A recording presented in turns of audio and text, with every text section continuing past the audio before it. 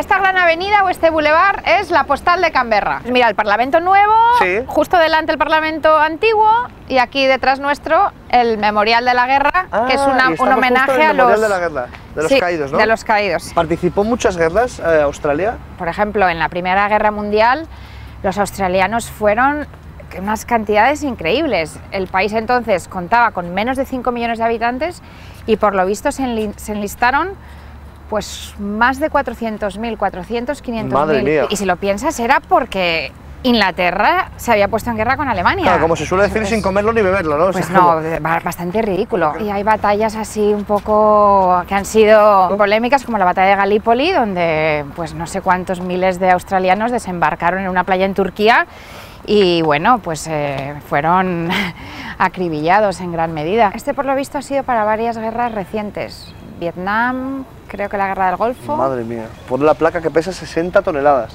Es una Qué pasada, locura. ¿verdad? Han estado en Afganistán también.